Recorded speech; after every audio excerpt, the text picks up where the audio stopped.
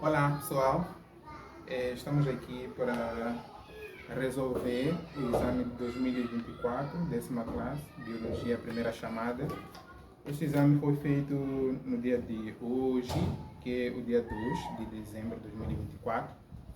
E aqui eu já dei a preparação, fiz a primeira parte, tinha a segunda parte, mas durante a gravação houve alguns bugs que não me permitiu avançar, por isso que só postei a primeira parte.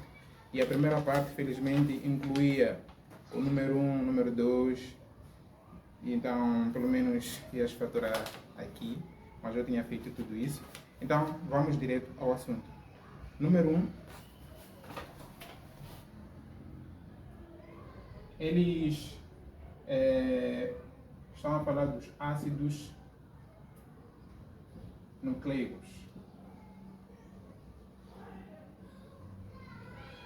Então, a linha A, número 1 diz assim: ácidos nucleicos são macromoléculas constituídas por nucleotídeos.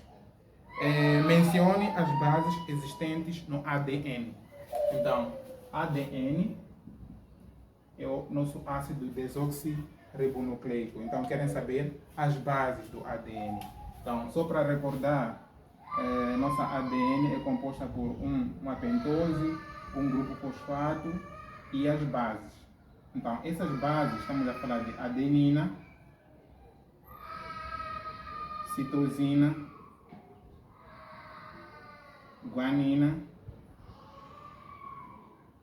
e timina. Então, só por mencionar essas três bases na linha A, tu já ias faturar dos valores. E na linha B, eles querem saber quais são os constituintes do nucleotídeo, né? Então, o nosso nucleotídeo é praticamente esta imagem aqui que eu já havia adiantado, né? Onde aqui temos as bases azotadas ou nitrogenadas, aqui a pentose, né? E aqui o grupo fosfato. Então, só de enumerar na linha B este e este, tu ias faturar no total 1,5 valores, totalizando 3,5 valores. E depois tinha uma tabela que era para tu fazer a correspondência no número 2, onde vinha a replicação, onde vinha replicação, 2, transcrição, 3, tradução. Não é aquela tradução de línguas, não, mas podemos equiparar. E vinham aqui na coluna 1, vinham esses momentos, e a coluna 2 tinha as definições. A linha A da coluna 2 diz assim: processo de formação de RNA. Então, nós explicamos no nosso vídeo que o processo de formação do RNA a partir do DNA, a mensagem contida no DNA é transcrita. Aqui até já te diz, é transcrita para o RNA mensageiro. Esse já é um código, né? Transcrita. Logo, A pertence à transcrição, né? Então, esta aqui ficaria com a letra A, o número 2. Depois, a linha B, o processo de conversão de uma sequência nucleotídica de RNA mensageiro numa molécula ou sequência polipeptídica. Polipeptídeos, peptídeos, nós estamos a falar de aminoácidos, de proteínas. Então aqui estamos a falar exatamente de tradução. Então, esta aqui seria a nossa alternativa. Para o 3, corresponde ao B. Só ficou uma. Então, quando é assim, eu não faço mais nada além de atribuir aquilo que restou, que é a replicação. Replicação, que consiste no processo de C, através do qual a molécula de DNA se duplica. Isso é replicar, né? Então, a seguir, só de fazer isso, tu já totalizavas 1,5 valores.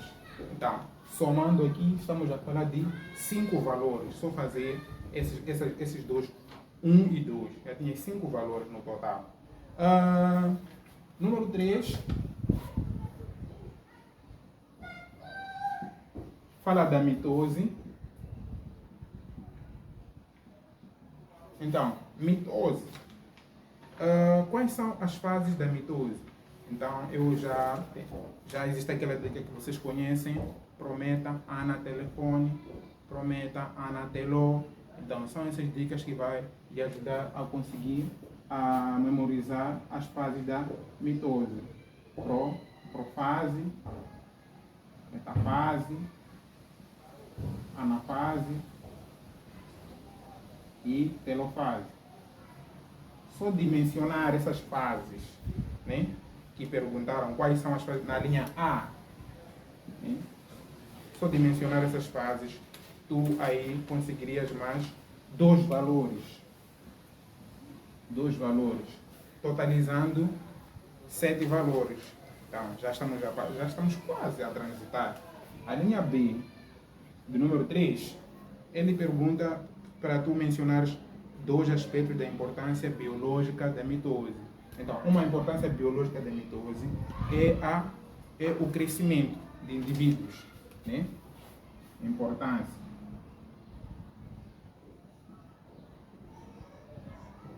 Então, a primeira, crescimento.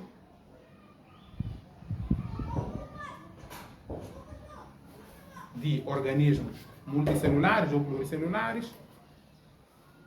A segunda, regeneração.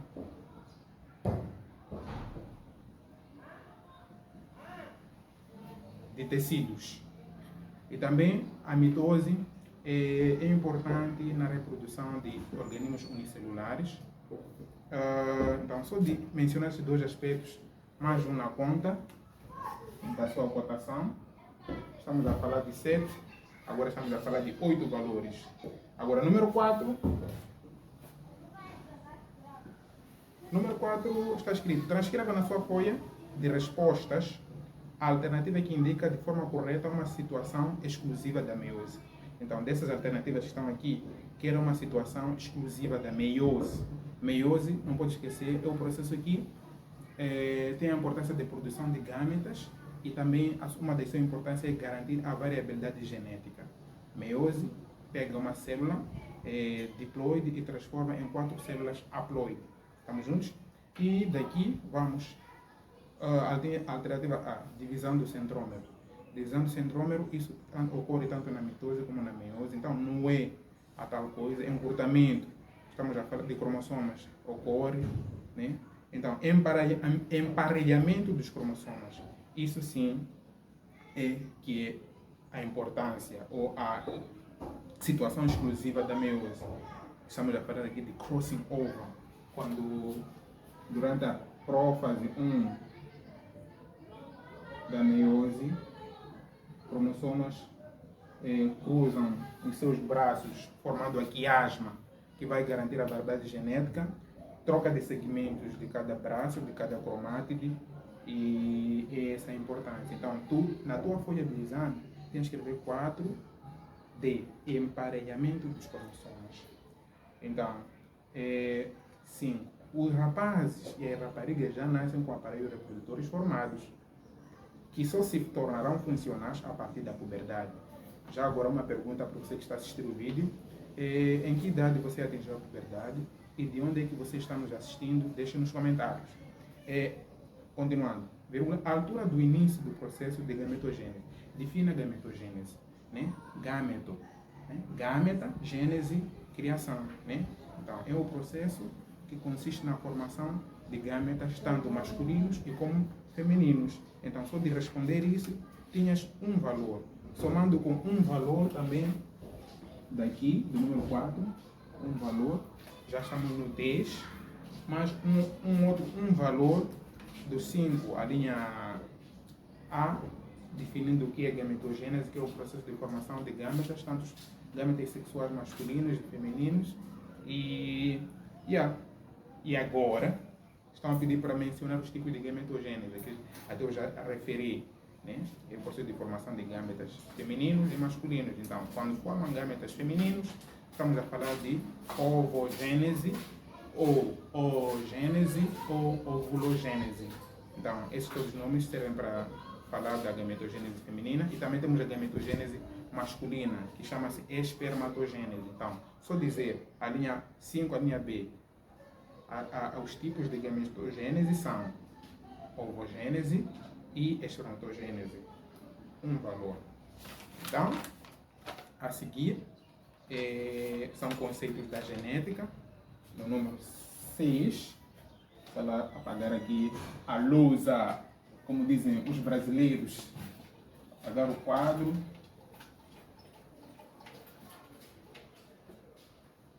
Então, era para fazer a correspondência do alelo genótipo e homozigótico. Então, aqui tinha A, B e C. Então, faça a correspondência entre os conceitos de genética, coluna 1, e as respectivas definições. Então, essa aqui é a primeira coluna, essa é a segunda coluna. Então, é para fazer correspondência. Depois, é bom irmos nas definições primeiro, na coluna 2. Constituição genética de um indivíduo. O que é a constituição genética do indivíduo? É o genótipo. Estamos juntos? Então, quer dizer, este aqui liga-se com este. B. Apresenta dois alelos iguais para a mesma característica. Iguais. Iguais é homo, né? Quando se diz iguais, homozigótico, dois alelos iguais. Até podemos dar exemplo aqui. Podemos ser alelo A, são iguais. Dominante nesse caso, ou AA são iguais, recessivo. Também pode-se dizer linhagem pura, homozigótica. E, por fim, este aqui vai se completar automaticamente sozinho. Né? Alelo, forma alternativa de um mesmo gene. Número 7. Então, número 7. Você quer cotação? Aqui estamos a falar de 1,5 valores.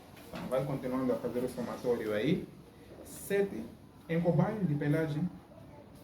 Em cobaias, a pelagem pode ser arrepiada. Então, eu posso começar a gerar meus dados aqui. Pelagem arrepiada. Arrepiada. Posso colocar o genótipo aqui. Serão que ou lisa. Então, ok. Então, serão ou lisa. Cruzam-se duas cobaias heterozigóticas. Então, já me disseram que a linha A representa o cruzamento num quadro de Punnett, usa a letra A e A minúsculo. Então, quer dizer, como me disseram que arrepiada é dominante, aqui eu vou, para arrepiada, vou colocar uma letra maiúscula. Então, o cruzamento que eles querem é de duas cobaias heterozigóticas. Então, vou colocar aqui, é uma cobaia heterozigótica para essa característica, ou uma outra cobaia heterozigótica para a mesma característica. Então, nesse caso, estamos a dizer heterozigótica, acabamos de explicar como, então, heteros são alelos diferentes. Então, estamos a falar de uma letra minúscula aqui, uma letra dominante, uma letra recessiva. Então, já temos aqui. Então, eles nos pediram para fazer o cruzamento num quadro de Punnett. Então, mas antes, vamos tirar o nosso genótipo, que são essas A dominante e A recessivo, A dominante e A recessivo. Então, para o nosso quadro de Punnett, é só fazer o seu quadro aí, de forma simples, onde você vai ter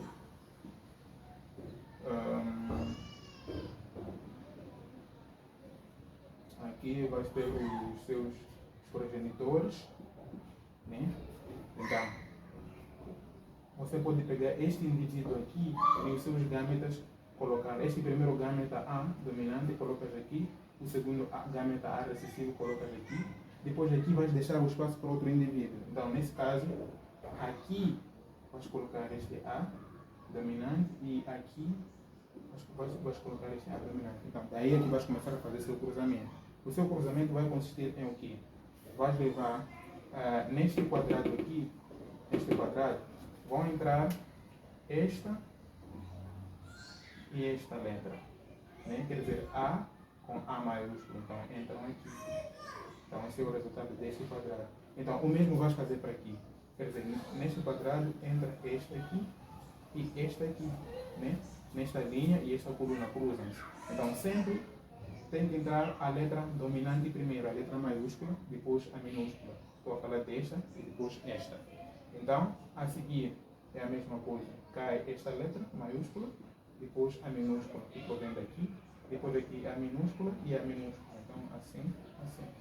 Então, essa é a representação do nosso quadrado de Puné, que significa que, como para cada quadradinho temos 25%, 25%, 25%, 25%, isso significa que vamos ter 25% este indivíduo, estes dois são iguais, quer dizer, vão ser 50% este indivíduo e, por fim, 25% este indivíduo. Essa aqui seria a minha proporção olhando para o genótipo.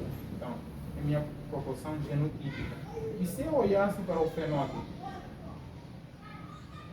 qual seria a minha resposta? Mas a sua resposta era só para fazer esse quadro de Puné. Ao fazer isso, já tens 1,5. Mas tu podes alongar, dar aí respostas. Né? Por exemplo, na linha B, qual é o fenótipo genético da descendência resultante? Então, a linha B nós já respondemos. Né? O genótipo é este. Agora o fenótipo. Estamos a ver que a letra A, será que a característica dominante é arrepiada. Então, esta aqui que tem letra A maiúscula, A maiúscula, A maiúscula, estamos a falar de 75% desses indivíduos, né, tem pelagem arrepiada. Pelagem arrepiada. E somente 25% tem pelagem lisa. Então, essa é a linha B. Então, responder a linha B, tinhas uma cotação de um valor. Deixa eu ver porque assim ainda está a gravar. Ok, ainda está a gravar, ainda tem espaço. Vamos lá seguir.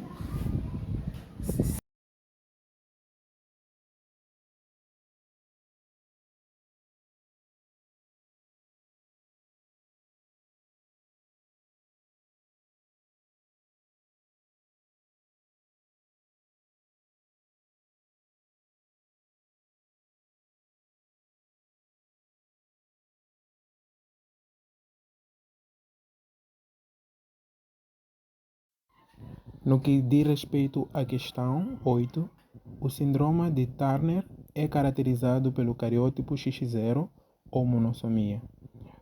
Cite 3 manifestações que caracterizam esta anomalia. Então, nós estamos a falar de X0, quer dizer que esse indivíduo aí não tem o gene Y como tal, né? O indivíduo vai ter algumas características. São doentes, geralmente do sexo feminino, e tem uma estatura baixa, que é uma característica. Ovários rudimentares, que não funcionam geralmente, é uma característica. E você pode escrever atraso mental ou atraso intelectual, já são 3 características. Atraso mental, baixa estatura e ovários não funcionais ou rudimentares. Relativamente à questão 7, 9, perdão, ecologia estuda as relações entre os seres vivos e o seu ambiente. E a pergunta na linha A é: defina biosfera. Eles querem o conceito da biosfera. Então, não podes te esquecer que biosfera é o conjunto de todos os ecossistemas. Estamos juntos?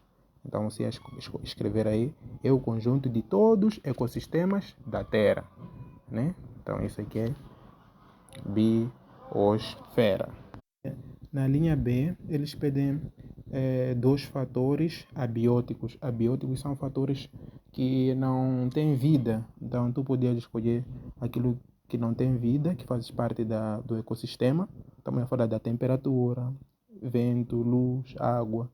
Então, você podia dizer os fatores abióticos, os 2 fatores abióticos são vento e luz, O. Temperatura, água, estás a ver? E assim iremos prosseguir.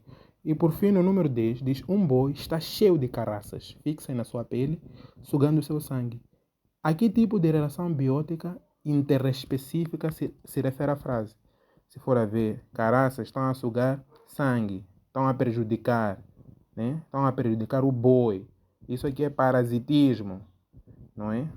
Como algumas relações que existem na sociedade humana. E justifique. Então, é parasitismo porque aí só o parasita, que é a caraças, é que sai beneficiado. Estamos juntos? Então, aí você conseguiria fazer 20 valores e já estarias mesmo garantido de que passaste o exame com sucesso. Inscreva-se no canal, fique conosco. Se não entendeu, estás maluco. Brincadeira.